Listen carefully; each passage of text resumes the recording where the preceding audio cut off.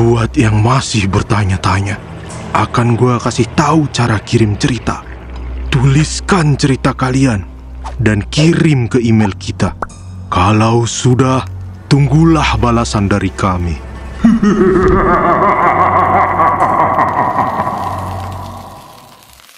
Peringatan, animasi ini dibuat dengan tujuan sharing pengalaman pribadi sang pengirim cerita. Dimohon untuk menghargai cerita tanpa menyudutkan beberapa pihak. Selamat menonton.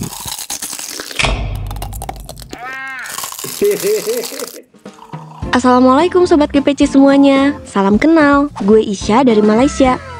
Yap, kalian gak salah denger. Demi berbagi kisah yang menarik, izinin gue buat bercerita. FYI, tahun 2024 ini umur gue 26 tahun. Seperti yang gue bilang di awal tadi, gue berasal dari Malaysia dan tinggal di Kuala Lumpur bareng keluarga gue. Penasaran kan gue mau cerita apaan? Memang benar, pada dasarnya kita ini hidup gak sendirian. Kita hidup saling berdampingan, bahkan dengan hal gaib sekalipun. Kisah ini bermula setelah gue lulus dari jurusan Diploma in Information Technology atau IT. Ya, namanya juga lulusan baru. Saat itu, gue sibuk nyari kerja kesana kemari. Berjuang dan berusaha adalah jalan ninjaku. Gue inget banget, waktu itu gue kenalan sama seorang cowok via Facebook. Ya, lumayan lah buat nambah jaringan koneksi, hehe. By the way, kita gak pernah ketemu loh. Selama masa perkenalan, gue mulai ada rasa cinta dan sayang sama cowok ini. Sebut aja namanya Faris. Kalau secara umur sih, dia lebih tua dari gue. Kita udah saling kenal kurang lebih 2 tahun. Dan dia udah janji katanya sih mau ngelamar gue. Sialnya, di masa-masa on fire komunikasi, tiba-tiba dia ngilang gitu aja. Gue udah coba hubungin Faris, tapi dia susah banget buat dihubungin. Rasanya gue mulai hilang arah. Di saat gue mulai mengenal cinta, di saat itu juga gue sadar harus mengenal yang namanya rasa kecewa, sedih, dan patah hati. I feel so blue. Dari sini gue mulai murung. Gue mengurung diri di dalam kamar.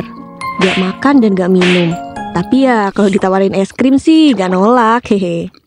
Dan lebih parahnya lagi, gue justru gak ngobrol sama keluarga gue. Bahkan ayah ibu pun gue abaikan. Bener-bener gak ada energi buat ngapa-ngapain. Pasti kalian paham lah ya gimana rasanya gak disayangi lagi. Rasanya hopeless dan loveless. Semuanya terasa hambar dan kosong. Tanpa disadari, gue mulai menyalahkan diri sendiri atas semua yang terjadi. Ibu gue ngelihat gue ngomong sendiri.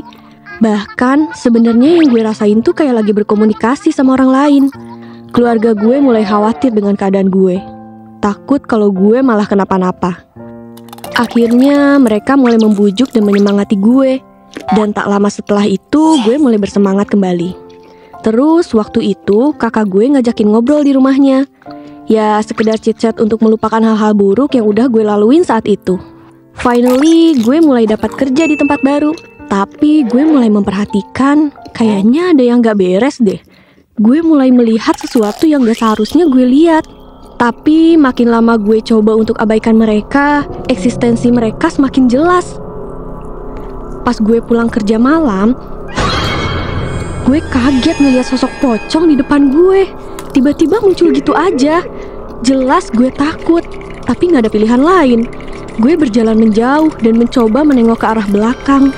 Pocong itu masih berdiri diem dan natap gue. Gue lari sekenceng-kencengnya menjauh dari situ. Semenjak kejadian itu, makin lama mereka makin sering muncul di kehidupan gue. Gue mulai risih dan takut karena bener-bener kayak diliatin terus. Gue coba ceritain ke ibu gue. Ibu gue sangat khawatir dengan keadaan gue.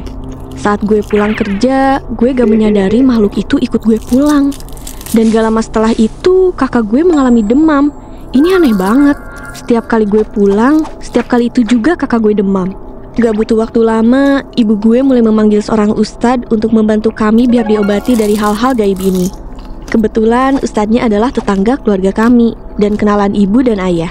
Ustadz ini punya kelebihan yang semua orang gak punya. Ustadz itu mulai cek kondisi kakak gue terlebih dahulu. Usut punya usut, ustadz mendapati ada yang mengikuti dia. Alhamdulillahnya sih, kata ustadz, hantu yang nempel bisa dihilangkan. Tibalah gue di ruqyah. Setiap bacaan yang ustadz itu baca, rasanya badan gue kayak ditusuk-tusuk, woy. Sakit banget, terutama bagian hati. Gue mulai nangis kejer tiba-tiba. Tapi aslinya gue gak ngerasa nangis. Kayak ada sesuatu di diri gue yang seakan-akan menolak baca-bacaan dari ustadz ini. Akhirnya gue meronta-ronta. Ketika ustadz sedang ruqyah, tiba-tiba ada satu tangan yang besar dan tajam nepuk-nepuk pundak gue. Rasanya berat, panas. Gue jadi gak terkendali. Dalam diri gue ini rasanya pengen banget marah. FYI, di dalam rumah gue ada satu cermin yang sangat besar menghadap kami. Gue seperti melihat sosok hitam besar itu dari pantulan cermin. Tapi wajahnya gak jelas. Gue coba lihat ke arah bapak, ibu, dan kakak gue. Kayaknya mereka gak lihat apa yang gue lihat. Cuma gue seorang yang lihat. Gak lama setelah itu, selesailah sesi ruqyah. Ustadz mulai tanya ke gue, kenapa tiba-tiba nangis? Gue jawab, gak tahu. Tiba-tiba aja air mata saya ngalir deras, Tad. Setelah dengar penjelasan dari gue, Ustadz mulai ngasih tahu penyebab semua ini terjadi. Ustadz itu ngomong, kamu tiba-tiba menangis karena itu bukanlah kamu. Itu adalah Qorin kamu yang tidak mau berpisah dari kamu dan coba menguasai kamu. Jelek. Tiba-tiba semua terdiam dan terkejut. Lalu ibu gue memberitahu Ustadz itu kalau gue sebelum kejadian ini pernah mengalami depresi. Setelah mendengar semua penjelasan dari ibu gue, Ustadz itu pun mulai menjelaskan pada kami. Kemurungan itu juga adalah salah satu penyebab semua ini terjadi. Ketika kamu depresi, Qorin kamu mulai muncul dan tubuh kamu merasa lemah. Dan kamu tidak bisa mengendalikan tubuh dengan baik. Kamu merasakan dia mengendalikan tubuh kamu sepenuhnya dan dia berusaha untuk melukai dan mencelakai kamu. Mulai membuat jiwa kamu semakin lemah. Astagfirullah, gue gak nyangka ternyata dampak negatif dari depresi berkepanjangan selama ini malah bawa petaka ke diri gue sendiri.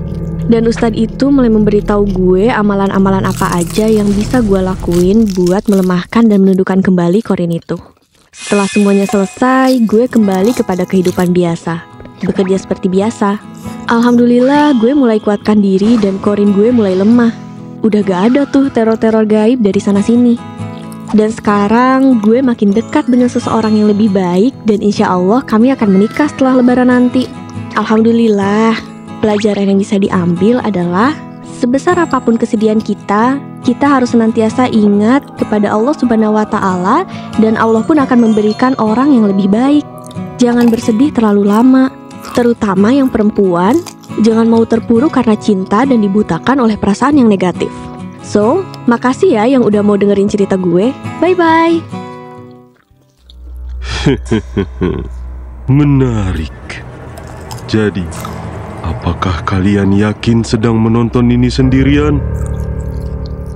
Jika kalian suka, bisa klik like, komen, dan subscribe channel Gua Punya Cerita.